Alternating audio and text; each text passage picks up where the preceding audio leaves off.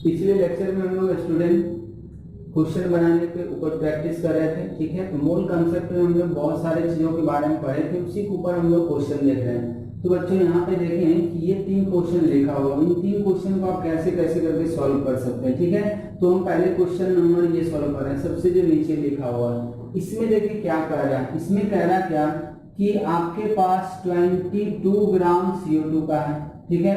अब सोचिए अगर आपके पास 22 ग्राम है, किस चीज का है बच्चों?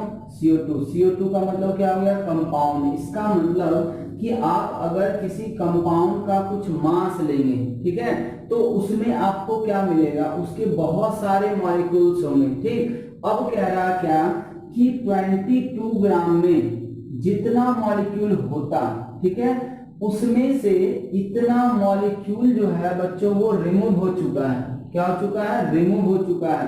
तो कह रहा है कि बताइए कि अब कितना मास CO2 का बच जाएगा। तो इसको हम कैसे कर सकते हैं बच्चों? तो हम करेंगे क्या, हम ये कर सकते हैं कि इतना जो मॉलिक्यूल रिमूव हुआ है CO2 का, तो कुछ मास भी रिमूव हुआ होगा, चूंकि मॉलिक्यूल निकला है तो उसका मास भी निकला होगा। तो इतने मॉलिक्यूल को करस्पॉन्डिंग कितना मास होगा ये निकाल लेते हैं बच्चों। फिर उसको क्या करेंगे? 22 ग्राम में से माइनस कर देंगे तो बचा हुआ मास आ जाएगा। बात समझ में आ रहा है आपको? तो हम यहाँ पे क्या करने जा रहे हैं बच्चों, ये मॉलिक्यूल जो रिमूव हुआ है, ठीक है, उसको हम लोग मास में कन्वर्ट करके देखते हैं कि अगर CO2 का इतना मॉलिक्यूल रिमूव हो गया है, इसका मतलब कितना मास घट जाएगा। तो इस मॉलिक्यूल को आप पहले क्या करेंगे? मोल में चेंज करेंगे, तभी तो मॉलिक्यूल निकलेगा। तो यहाँ पे अगर हम इसका सॉल्यूशन करें, सॉल्यूशन आप सभी लोग ध्यान से देखें, आप करना चाहें खुद से भी कर सकते हैं, उसके बाद सॉल्यूशन देखें। चलिए तो हम यहाँ पे लिखेंगे मोल ऑफ CO2 रिमूव। जो CO2 रिमूव हुआ है वो कितना मोल रिमूव हुआ होगा? तो number of molecule divided by, आप क्या करेंगे बच्चों? Avogadro's number. तो मान लीजिए हम एवोगाड्रोस नंबर को कुछ इस तरीके से लिख रहे हैं, ऐसे तो 6.022 लिखना चाहिए, लेकिन कैलकुलेशन को थोड़ा आसान करने के लिए हम 0.22 को इग्नोर कर दिए। खैर अब यहाँ पे देखिए ये तो 2 टाइम्स का था बच्चों, और ये ऊपर जाके क्या हो जाएगा? 10 पे पावर -1। तो क्या ये 1/20 आ गया? ये इतना मोल रिमूव हो गया। अब सोचिए कि अगर आपको मॉलिक्यूल पता था तो उस मॉलिक्यूल से आप पहले किस में आ गए? मोल में आ गए। अब सोचिए कि अगर किसी कंपाउंड का आपको मोल पता है तो क्या आप मास उससे निकाल सकते हैं? नहीं निकाल सकते। तो हम ये भी लिख सकते हैं therefore mass of CO2 removed. ये कैसे आ जाएगा बच्चों? मास ऑफ CO2 रिमूव कैसे आएगा? तो जितना मोल रिमूव हुआ है तो मोल रिमूव्ड में गुना कर देंगे। किससे गुना करेंगे आप? ग्राम मॉलिक्यूलर मास, GMM, किसका? CO2 का। अब देखिए ये आ गया 1/20 इंटू CO2 का ग्राम मॉलिक्यूलर मास कितना होगा बच्चों? ग्राम मॉलिक्यूलर मास का मतलब इन सब का मास जोड़ देना है। तो 12 ग्राम ये और 32 ग्राम ये, तो ये टोटल आ गया कितना? 44 ग्राम। अब देखिए तो उसको अगर हम लोग कट करते हैं तो ये कितना आ जाएगा? 2.2, क्योंकि 2 टाइम्स में कर जाएगा 22 और नीचे 10 से डिवाइड भी करना तो 2.2 ग्राम। देखिए आ गया। अब हमें ये पता चला कि अगर CO2 का इतना मॉलिक्यूल रिमूव होता है, इसका मतलब इतना मोल रिमूव होगा, और इतना मोल रिमूव होता है इसका मतलब इतना मास रिमूव होगा। तो बताएं कि आपके पास पहले 22 ग्राम था, इसमें से इतना ग्राम निकल गया, तो अब बच कितना जाएगा? तो देयरफॉर हम यहाँ पे लिख सकते हैं मास लेफ्ट। मास लेफ्ट कितना हो जाएगा बच्चों? ये हो जाएगा 22 माइनस 2.2, ठीक है। तो आप इसको माइनस कर देंगे तो ये आ जाएगा, इधर आ गया आपका 8, ठीक है। यहाँ पे बच गया आपका 1 में से आप 2 को माइनस कर देंगे, 11 में से 9 और ये आ गया 19। तो 19.8 ग्राम आपका मास क्या हो जाएगा बच्चों? बचा हुआ रह गया। तो तो इस तरीके से हम इस तरीके के सवाल को बना सकते हैं। इसमें एक और तरीका कोई लगा सकता है, ठीक है, उससे भी सवाल बन जाएगा। कोई ये सोचे कि हम पहले इस मास को मोल में चेंज कर लें, फिर उससे मॉलिक्यूल निकाल लें, तो टोटल आपको मॉलिक्यूल पता चल जाएगा कि 22 ग्राम में कितना मॉलिक्यूल है। फिर उतने मॉलिक्यूल में से इतना मॉलिक्यूल आप माइनस कर दें तो आपको बचा हुआ मॉलिक्यूल आ जाएगा। फिर उस बचे हुए मॉलिक्यूल को मोल में कन्वर्ट कर दें, फिर उस मोल को मास में कन्वर्ट कर दें, तो ये थोड़ा सा लंबा हो जाएगा। इसलिए बेटर क्या है हमारे लिए कि मॉलिक्यूल से हम मोल निकाल लें, मोल से हम मास निकाल लें, उसके बाद घटा दें, तो ये आंसर आ गया। ठीक है, इसको मिटा दें। चलिए अब क्वेश्चन नंबर नेक्स्ट ट्राई करें, जो जस्ट इसके ऊपर लिखा हुआ है।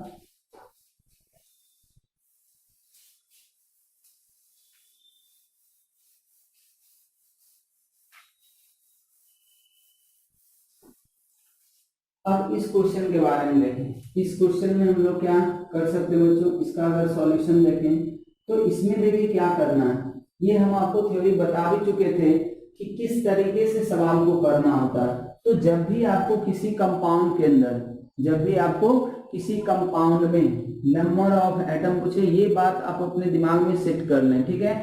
जब भी आपको क्वेश्चन में कोई कंपाउंड दिया हुआ रहता है, उसमें नंबर ऑफ एटम पूछता है, नंबर ऑफ इलेक्ट्रॉन पूछे, नंबर ऑफ प्रोटॉन पूछे, ठीक है, या किसी पार्टिकुलर एटम का संख्या पूछे, उसका फिक्स्ड रूल यही है कि पहले आपको उस कंपाउंड का मोल पता करना पड़ेगा। उसके बाद उसमें आप Na से गुना कर देंगे तो मॉलिक्यूल आ जाएगा, और जब मॉलिक्यूल आ जाएगा तब आप देखें क्या निकालना है। जो चीज निकालना है वो उसके एक मॉलिक्यूल में निकाल लें और उसके बाद टोटल में गुना कर दें। चलिए आप यहाँ पे देखिए, इसमें हम लोग क्या कर सकते हैं। तो इसमें करना क्या बच्चों, हमें कह रहा क्या कि calculate weight of P4। P4 एक कंपाउंड है, फास्फोरस है, व्हाइट फास्फोरस इसका नाम होता है। कह रहा कि बताइए इसका कितना मास लिया जाए, ठीक है, जिसमें same number of phosphorus atom हो जाए as in a sample containing 98 gram H3PO4, ठीक है, 68 ग्राम PS3, ठीक है, एंड कर दें यहाँ पे, एंड 68 ग्राम ऑफ PS3। इसका करने का मतलब ये हुआ कि 98 ग्राम H3PO4 में जितना फास्फोरस एटम है, ठीक है, और प्लस 68 ग्राम PH3 में जितना फास्फोरस एटम है, उतना ही फास्फोरस एटम कितने ग्राम P4 लेने पे आ जाएगा। तो बच्चों यहाँ से ओवरऑल आपको यही तो पता चल रहा है कि हमें कंपाउंड के अंदर नंबर ऑफ एटम निकालने के लिए बोला जा रहा है, ठीक है। तो जैसा क्वेश्चन कर रहा है उसके अनुसार हम एक इक्वेशन बनाएंगे। इक्वेशन क्या बनेगा बच्चों, इक्वेशन ये बन जाएगा कि number of phosphorus atom in P4 molecule में, P4 कंपाउंड में जितना फास्फोरस एटम होगा उतना ही फास्फोरस एटम कहाँ का है बच्चों, तो number of phosphorus atom in 98 gram H3PO4, कम सिर्फ H3PO4 लिखे plus number of phosphorus atom in PH3। ये तो क्वेश्चन का रिक्वायरमेंट है बच्चों, क्वेश्चन में यही बोला है इसलिए मैं ऐसा पहले लिख लिए। अब सोचेंगे ये कि P4 में फास्फोरस एटम का संख्या कैसे निकालें। तो अभी हम जस्ट आपको बताएं बच्चों कि किसी भी कंपाउंड के अंदर अगर आपको किसी एटम का संख्या निकालना होगा तो उसका स्टेप फिक्स है। स्टेप फिक्स क्या है बच्चों, तो पहले उसका मोल निकालना पड़ेगा। उस कंपाउंड का आपको क्या चाहिए, मोल चाहिए, तो मोल ऑफ P4 पहले लिख लेते हैं, ठीक है, ये तो चाहिए। फिर उसमें क्या करना पड़ेगा, Na से गुना करना पड़ेगा ताकि ये मॉलिक्यूल आ जाए। फिर मॉलिक्यूल में गुना करना पड़ेगा कि उसके एक मॉलिक्यूल के अंदर कितना फास्फोरस एटम है। देखिए इसके एक मॉलिक्यूल के अंदर कितना फास्फोरस एटम है बच्चों, तो एक के अंदर 4 फास्फोरस एटम है, तो 4 से गुना करेंगे, ठीक है। तो जब इतना हम लोग करते हैं किसी कंपाउंड के लिए तो उस कंपाउंड में प्रेजेंट एटम का संख्या आ जाएगा। अब आते हैं इस साइड, इसमें देखें, इसमें कह रहा number of phosphorus atom in H3PO4, मतलब एक कंपाउंड दिया हुआ, इसमें फास्फोरस एटम का संख्या पूछा, तो इसका भी तो तरीका वही होगा बच्चों की हर हाल में पहले हमें क्या चाहिए होगा, H3PO4 का मोल चाहिए होगा भाई, तो लिख लिए मोल। फिर इसमें हमें क्या करना पड़ेगा, Na से गुना करना पड़ेगा। तो जैसे ही कंपाउंड के मोल में हम Na से गुना करते हैं तो वो मॉलिक्यूल आ जाता है। अब फिर से देखेंगे कि एक मॉलिक्यूल के अंदर कितना फास्फोरस एटम है, तो एक मॉलिक्यूल के अंदर आपको एक फास्फोरस एटम दिखाई दे रहा है, तो टोटल आपके पास इतना मॉलिक्यूल है, इसका मतलब इसमें 1 से गुना कर दें तो ये आ जाएगा H3PO4 में फास्फोरस एटम का संख्या। फिर यहाँ पे हम प्लस करते हैं, फिर यहाँ पे देखेंगे तो यहाँ पे भी वही तरीका लगा दें हम, गुना क्या कर देंगे Na, गुना क्या कर देंगे बच्चों, फास्फोरस एटम पूछा इसलिए 1 यहाँ पे भी एक मॉलिक्यूल है, ठीक है। अब इस इक्वेशन को सॉल्व करने से पहले देखिए यहाँ से Na और Na कैंसिल हो रहा है। अब आगे बढ़े, अब देखें कि आप जो कंपाउंड का मोल लिखे हैं उसको किस फॉर्मूले से रिप्लेस करना होगा। मोल का भी हम लोग मैंने 3 फॉर्मूला पढ़े हैं, number of particles divided by Na, दूसरा था pure mass divided by GMM और GAM, ठीक है बच्चों। उसके बाद था volume of gas eight STP divided by 22.4 litre. यही 3 फॉर्मूला हमारे पास वही मोल का है। तो जो हम यहाँ मोल लिखे हैं, ठीक है, इसके बदले में हम इसी 3 में से कोई एक फॉर्मूला यूज करते हैं। अब कौन सा फॉर्मूला यूज करेंगे कब, ये डिपेंड करता है बच्चों की हमसे पूछा क्या जा रहा है और दूसरा दिया हुआ क्या है। अब जैसे देखें NP4, आपसे P4 के बारे में क्या पूछा जा रहा है, P4 के बारे में कुछ दिया हुआ नहीं बल्कि पूछा गया, क्या पूछा गया, वेट पूछा गया। अब सोचें कि वेट कैसे निकलेगा, मोल का जो 3 फॉर्मूला आपके पास पता है उनमें से कौन सा फॉर्मूला यूज करेंगे तो यहाँ पे वेट का एक्सप्रेशन आएगा। तो वो लिखना होगा बच्चों कौन सा, मास डिवाइडेड बाय GMM। इतना शायद सबको समझ में आ रहा होगा कि हम यही फॉर्मूला क्यों लिखें। ये इसलिए लिखा गया क्योंकि हमें मास पूछा जा रहा। अगर पूछता है इसका नंबर ऑफ मॉलिक्यूल्स पूछता तो यहाँ पे हम लोग फिर से क्या कर देते हैं, Na रख देते हैं। क्या रख देते बच्चों, Na रखते, ठीक है। तो number of molecules divided by क्या करते हैं, Na, तो मोल हो जाता है। चलिए अब इनटू फिर से कर देते हैं, कितना है 4, बराबर करें इसका देखें NPH3, इसके बदले मोल ऑफ H3PO3 के बदले हम क्या लिखें, कौन सा फॉर्मूला 3 में से लिखें। तो अब देखेंगे क्या इसका डाटा क्या दिया हुआ, तो देखें इसका मास दिया हुआ। अब सोचिए कि किसी कंपाउंड का अगर मास दिया हुआ है और आपको मोल निकालना है तो ऑब्वियस आपको यही फॉर्मूला लगाना पड़ेगा। तो इसके लिए भी हम लोग क्या लगा देंगे बच्चों, mass divided by GMM। H3PO4 के लिए भी इंटू 1 करें तो उतना ही आ जाएगा। फिर इसके लिए भी क्या आ जाएगा बच्चों, मास ऑफ ये मास डिवाइडेड GMM।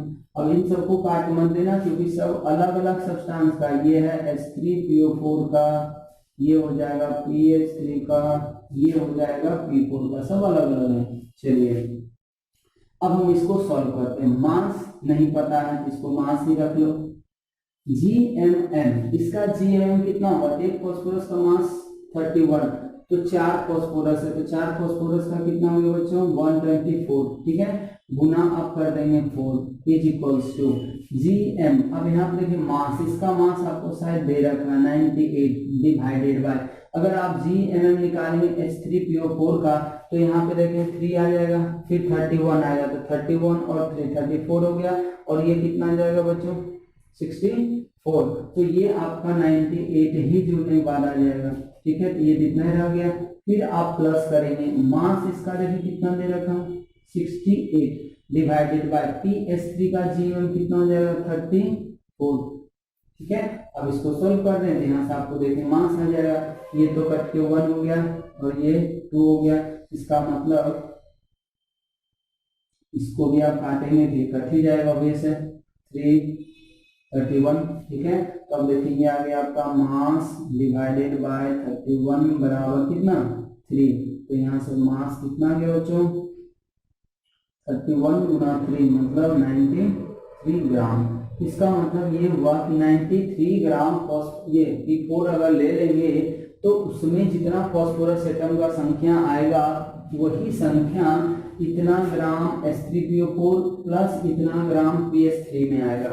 ये बात सबको समझ में आ रहा। अब देखिए इस पे ढेर सारा सवाल किया जा सकता है। इसका तरीका बस यही होगा कि आपको क्वेश्चन समझ लेना, क्वेश्चन में जो रिलेशन दिया हुआ उसके अनुसार ये आपको बना लेना है।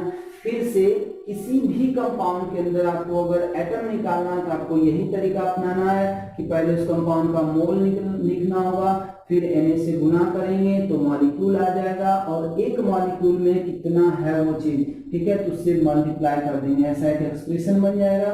और फिर मोल के बदले कब क्या रखेंगे वो डिपेंड करेगा कि क्वेश्चन में डाटा क्या दिया हुआ है या आपको निकालना क्या, उसके अनुसार मोल को आप चेंज कर देंगे तो आपका सवाल बन जाएगा। ठीक है, इसको मिटा दे रहे हैं।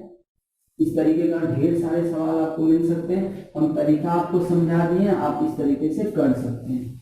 अब देखें क्वेश्चन नंबर फिर से फर्स्ट जो था ये भी कुछ इसी तरीके का, ये भी कुछ इसी तरीके का, ठीक है, इसमें भी सेम कहानी है। इसमें आपसे देखिए क्या पूछा, what mass of CH4 should be taken which contain इतना एटम्स ऑफ हाइड्रोजन।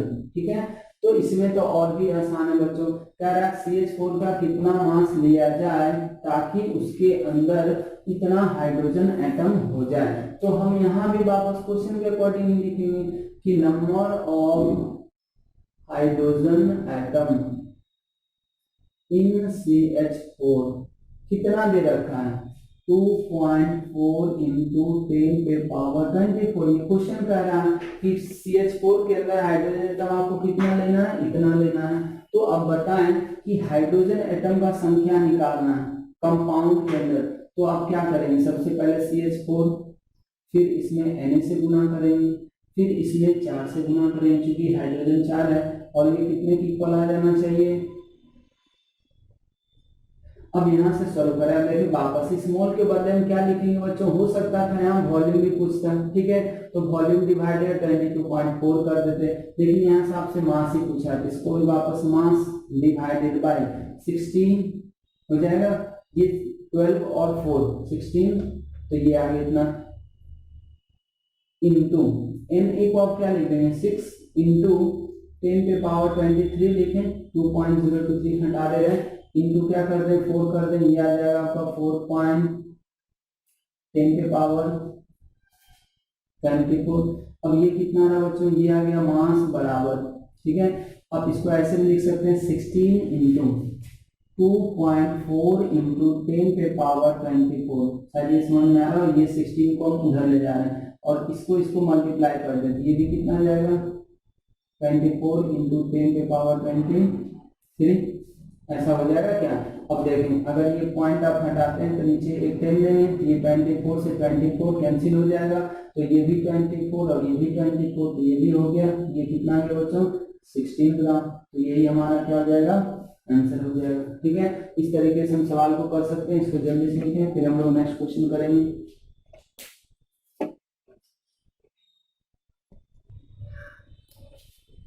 हो गया बच्चों, इसको मिटा दें।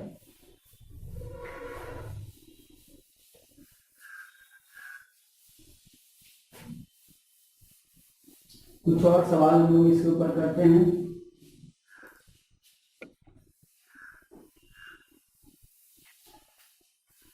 मानिए क्वेश्चन हम अभी दे रहे हैं आपको, कह रहा है calculate volume of CO2 gas, volume of CO2 gas at STP present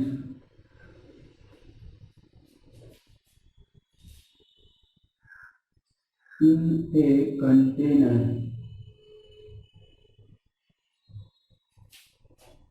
in which 4.4 gram of CO2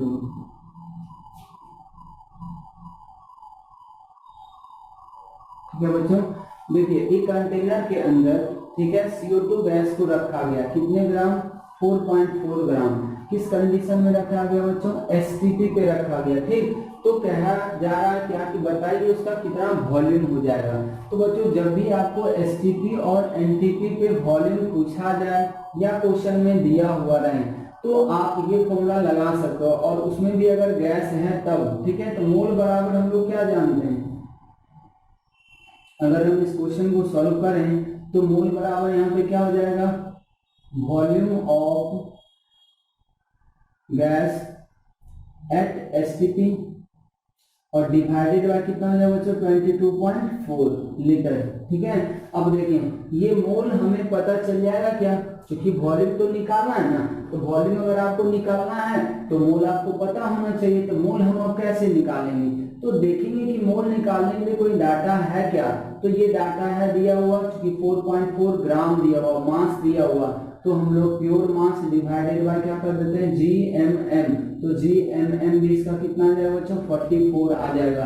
तो ये आ जाएगा यहाँ से volume of gas at STP, और ये लीटर में ही आएगा क्योंकि ये लीटर में ही होता, तो 22.4 आ जाएगा। ठीक है, अब यहाँ से देखें तो ये तो कट जाएगा बच्चों, ये आ जाएगा 1/10 is equals to volume of gas at STP divided by 22.4।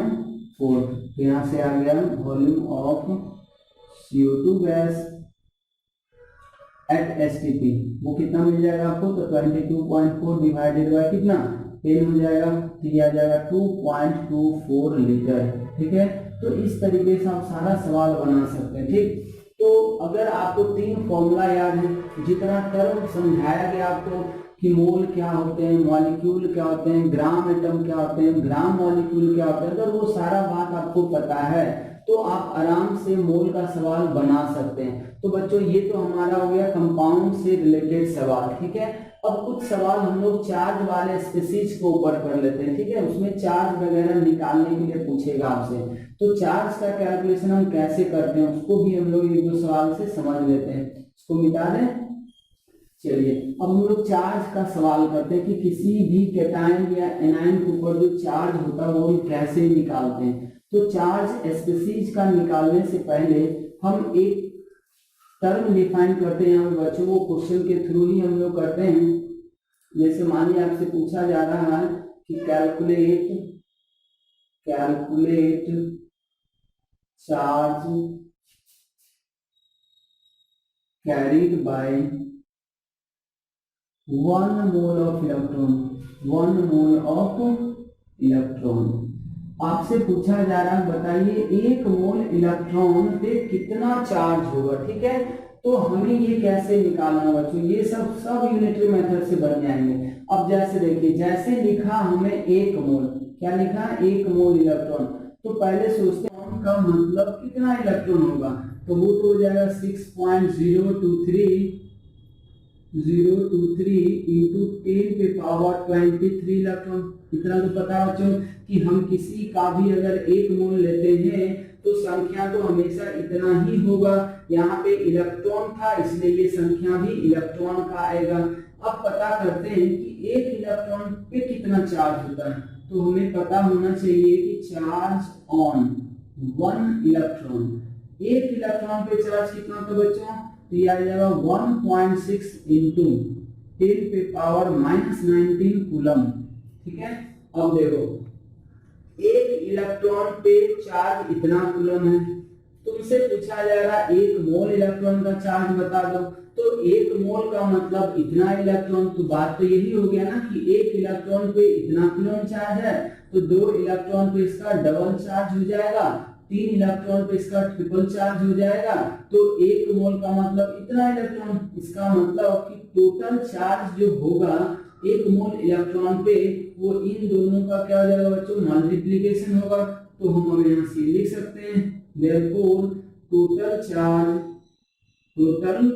Charge on 1 mole of electron,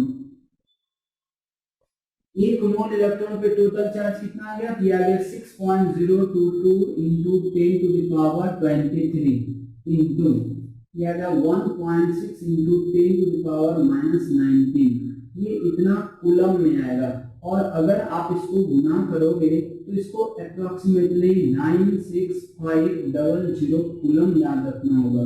ठीक है, आपको 96500 एग्जैक्टली इतना नहीं आता, लेकिन इस वैल्यू को स्टैंडर्डाइज करके हम लोग 500 करते से 480 86 इस तरीके से आएगा, आपको 90 तक जा सकता है। तो कैलकुलेशन को आसान करने के लिए इतना इसको स्टैंडर्डाइज कर दिया गया 96500 कूलम। तो आपको यहाँ पे एक बात याद रखना है कि अगर कभी आपसे कोई पूछे कि एक मोल इलेक्ट्रॉन पे कितना कूलम चार्ज होता है, तो आपको बताना 96500 कूलम, और इतने कूलम को बोला गया 1 फैराडे। इसको क्या बोला गया बच्चों? 1 फैराडे। ठीक है, चार्ज का 2 यूनिट होता है, ऐसा यूनिट जो हम लोग कूलम बोलते हैं। कन्वेंशनली हम लोग फैराडे में भी चार्ज को मेजर करते हैं, फैराडे, माइक्रो फैराडे, ये सब जो होता है वो सब क्या होता है? चार्ज का ही यूनिट होता है। अब अगर आपको कभी ये चीज याद हो, ठीक है, कि 96500 कूलम को आप इतना भी लिख सकते हैं, वो है क्या? एवोगाड्रोस नंबर इनटू एक इलेक्ट्रॉन का चार्ज। अब इन दोनों का मल्टीप्लिकेशन याद रखें कि जब एवोगाड्रोस नंबर में एक इलेक्ट्रॉन के चार्ज से मल्टीप्लाई करते हैं तो इतना आ जाएगा, या जब इसको हम लोग लिखना चाहते हैं तो इसके बदले में हम ये भी लिख सकते हैं। अगर ये याद रखते हैं तो ऑब्जेक्टिव सवाल में आपको कहीं कहीं सहूलियत हो सकता है। तो अब यहाँ से डिफाइन किया गया बच्चों क्या? 1 फैराडे। तो कभी कभी आपको ये डेफिनेशन पूछ सकता है कोई कि 1 फैराडे का क्या मतलब है, तो आपको यही बताना हो कि 1 फैराडे, ठीक है, वैसा चार्ज होता है, वो चार्ज होता है, चार्ज का वो अमाउंट होता है जो 1 मोल इलेक्ट्रॉन पे प्रेजेंट होता है। तो हम इस तरीके से लिख सकते हैं बच्चों कि चार्ज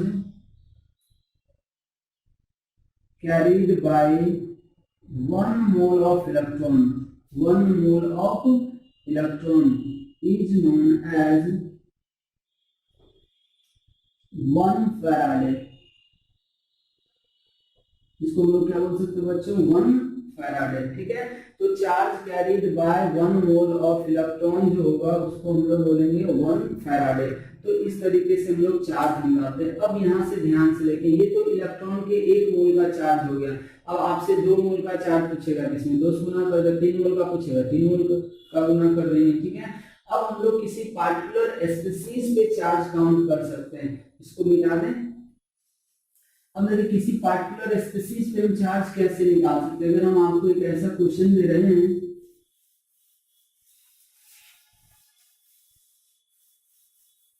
इस तरीके से मान लीजिए क्वेश्चन दिया हुआ है, determine charge on 46 gram of sodium cation, ठीक है, इन कूलम। कूलम में आपको क्या करना है बच्चों? ये निकालना। देखिए इसका बेसिक रूल क्या होगा, बेसिक रूल हम कैसे समझते हैं। अब जैसे आपको ये याद होगा कि जब हम किसी भी मॉलिक्यूल का केमिकल फॉर्मूला लिखते हैं तो एक मॉलिक्यूल होता है, कंपाउंड का जब फॉर्मूला लिखते हैं तो वो एक मॉलिक्यूल होता है। उसी तरीके से जब हम किसी चार्ज स्पीशीज का फॉर्मूला लिखेंगे या फिर हम उसका सिंबल लिखेंगे तो उसका एक आयन होगा। ठीक है बच्चों, तो अब आपको पता है कि एक आयन पे अगर कोई पूछे ना कि सोडियम के एक आयन पे कितना कूलम चार्ज है, तो अब यहाँ से देखिए हम सॉल्यूशन इसका कैसे करते हैं। फिर इसको हम शॉर्ट भी कर देंगे सॉल्यूशन को, लेकिन थोड़ा सा एक बार डिटेल में समझ लें आप कि कैसे निकालना होगा। अब जैसे देखें चार्ज ऑन 1 आयन, ये ध्यान देने वाली बात है, कितने आयन पे? 1 आयन ऑफ Na+ बराबर कितना लिखेंगे आप?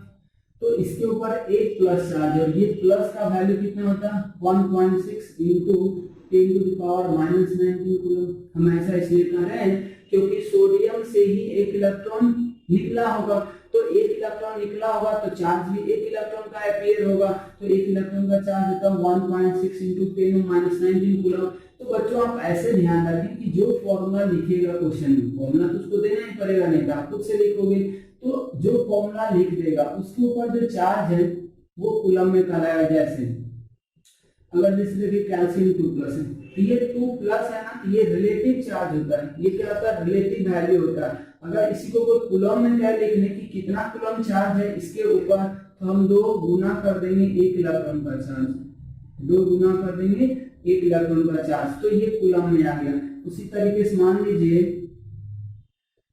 कि ये SO4 2- लिखा हुआ और पूछे कि ये एक आयन होगा सल्फेट का, चूंकि जो फॉर्मूला लिखा था वो एक आयन होगा, सल्फेट के एक आयन पे कितना कूलम चार्ज होगा, तो देख ले कितना वैल्यू दिया हुआ, 2 दिया हुआ तो 2, और गुना इसमें क्या कर देना आपको इलेक्ट्रॉन के चार्ज से, ठीक है।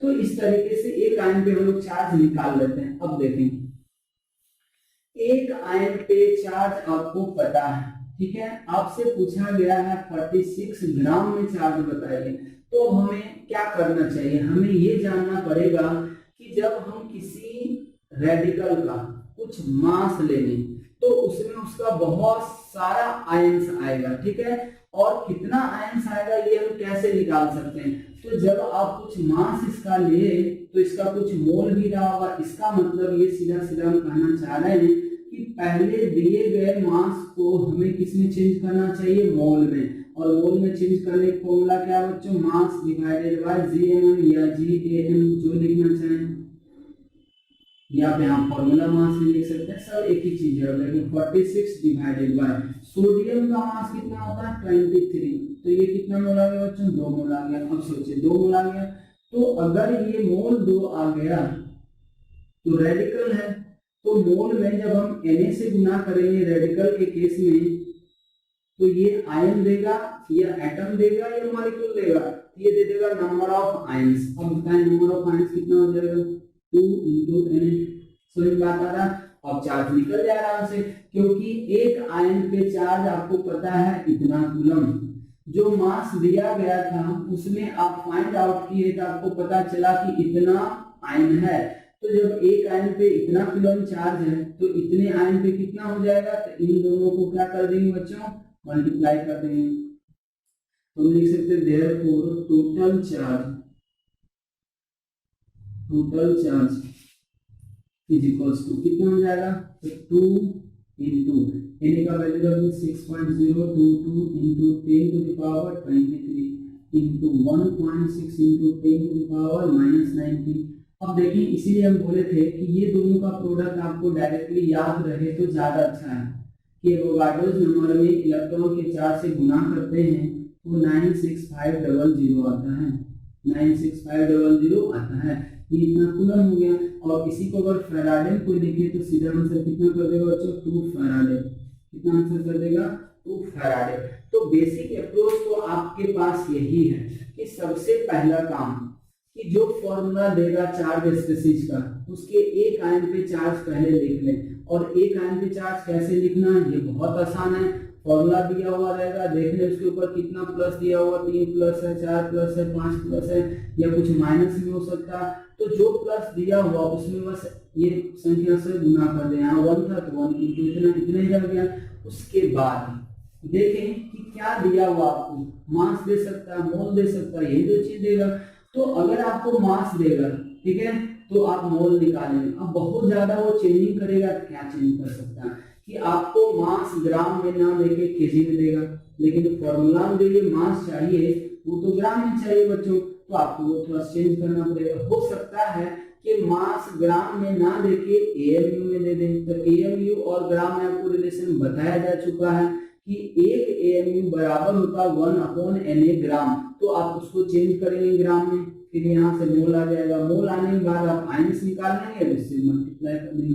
तो बेसिक अप्रोच तो ये है। इसका हम कोई शॉर्टकट समझने की कोशिश करें, शॉर्टकट क्या मतलब थोड़ा सा जल्दी बनेगा, ठीक है, तो हम चार्ज से होता है ना कूलम में ना निकाल के फैराडे में जल्दी पता कर सकते हैं। यहाँ पे देखिए कितना फैराडे है, 2 फैराडे है ना, और एक्चुअली 2 फैराडे का मतलब क्या था पता है, मोल में बस इस चार्ज से मल्टीप्लाई कर देते हैं, मोल में इस चार्ज से मल्टीप्लाई कर देते हैं तो आंसर फैराडे में आ जाए। जैसे देखिए यहाँ पे शॉर्टकट अगर हम इसको बनाएं तो हम लिखते सीधा मोल, मोल बराबर कितना हो गया, तो 46 डिवाइडेड बाय 23 आ गया 2 मोल। तो चार्ज लिखते कितना पता है, चार्ज लिखते 2 × 1, यह आ जाएगा 2 फैराडे, यही आंसर हो जाता है। मान लीजिए कि अगर हमको कूलम में कहता भी तो 1 फैराडे में पता है हमको 96500 कूलम, तो इतना कूलम कर देते हैं। समझ में आ रहा क्या, जैसे देखिए क्वेश्चन हम यहीं पे लिख ले रहे हैं, अगर मान लीजिए कि आपको दे रखा है 54 ठीक है, 54 ग्राम ऑफ Al+3, ठीक है। चार्ज बताइए, लैंग्वेज में लिखा हो तो चार्ज बताइए, मान लो ऐसा दे देगा। तो अब हम क्या करें, ये तो बेसिक अप्रोच ऐसे है कि पहले एक आयन पे चार्ज निकालना है। तो एक आयन पे चार्ज कितना हो जाएगा, 3 × 1.6 × 10⁻19 कूलम। फिर पता करें कि ये 54 ग्राम में कितना आयन्स होंगे, और उसका निकालने का तरीका पहले आपको मोल निकालना होगा, फिर आयन निकलेगा। एक ये तरीका है, नहीं तो दूसरा सीधा कोई क्या करे, मोल बस निकाल ले। एल्यूमिनियम का मास कितना था बच्चों, 27, तो ये भी कितना है 2, ठीक है। तो चार्ज हम ऑर्डर के डायरेक्ट लिखते हैं, चार्ज बराबर कितना है पता, 2 गुना, मतलब मोल में गुना करना। इसके ऊपर कितना चार्ज है, 3, तो 3 से गुना करते हैं, कितना गया 6, लेकिन ये आएगा किसमें, फैराडे में। अगर आपको कूलम में पूछा है तो 6 इंटू क्या कर देंगे, 96500 कूलम। तो इस तरीके से भी आप जल्दी से आंसर ला सकते हैं। लेकिन गुना जो करना है वो हमेशा मोल में करना, मॉलिक्यूल में आयन्स में मत कर देना। मोल निकालो, उसके बाद जो एक चार्ज के ऊपर दिया हुआ आयन के ऊपर चार्ज, उसके वैल्यू गुना कर दो तो वो चार्ज फैराडे में आ जाएगा। तो बच्चों इस तरीके से आप कोई भी सवाल बना सकते हैं। मान लिए इसी सवाल में हमसे इलेक्ट्रॉन पूछता, तो वापस फिर से वही करना होगा कि एक आयन के अंदर 10 इलेक्ट्रॉन है, तो आपके पास टोटल इतना आयन्स थे, इतना इंटू 10 कर देंगे। तो जितना चीज आपको मॉलिक्यूल में समझाया गया है वही सारा सवाल आयन्स में भी पूछे जाते हैं और एलिमेंट के केस में भी पूछे जाते हैं, ठीक है। तो हम हर एक तरह का सवाल लगभग आपको कराने की कोशिश कर रहे हैं कि किस किस पैटर्न का यहाँ पे सवाल पूछे जा सकते हैं, ठीक है। तो आप इस तरीके से सवाल चार्ज निकालने वाला भी आपसे हो जाएगा। अब हम कुछ सवाल एलिमेंट के ऊपर कर लेते हैं, एक दो सवाल एलिमेंट के ऊपर भी कर लेते हैं। जैसे मानिए कि क्वेश्चन में दे रखा है कुछ इस तरीके का, determine number of electron in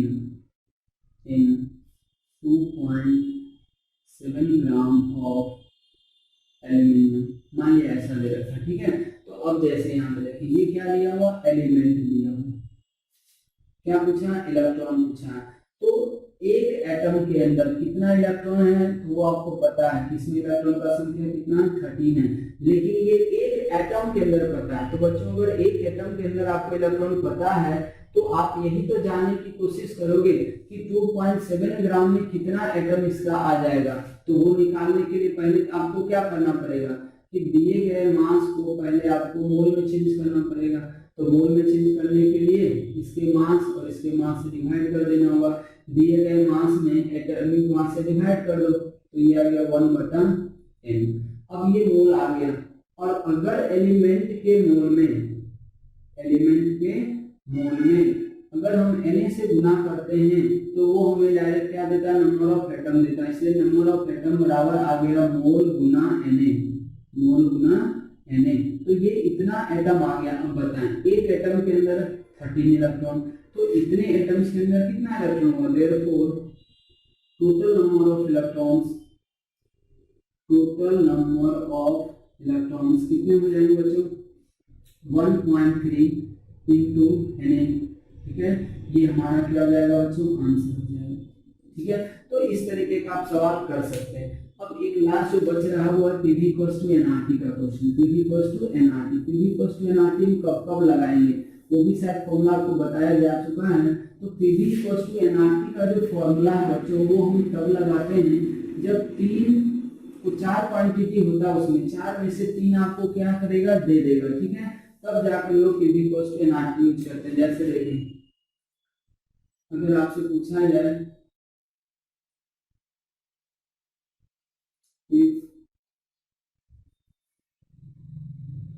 2.2 gram of CO2 is kept in a 4-liter container at 27 degrees centigrade. At 27 degrees centigrade. Then determine pressure exerted by CO2 gas.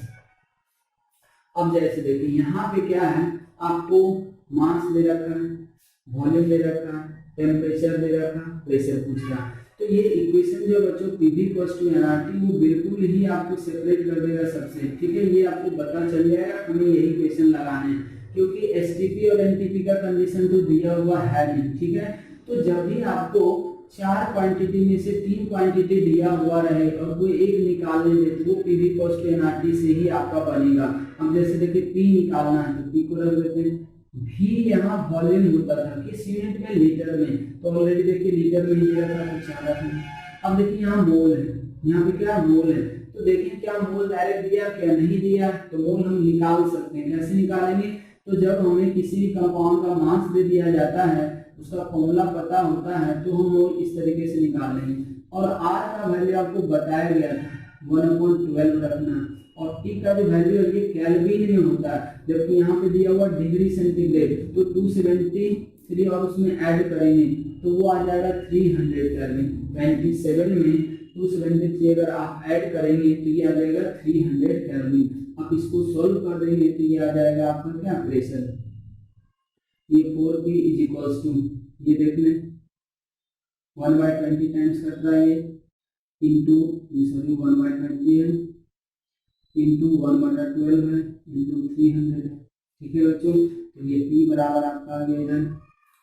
आप इसको काटना चाहें तो इस तरीके से काट सकते हैं, एक 0 यहाँ कट जाएगा, अगर इसको काटेंगे तो ये 5 टाइम्स कट जाएगा, ये 2 टाइम्स कट जाएगा, ठीक है।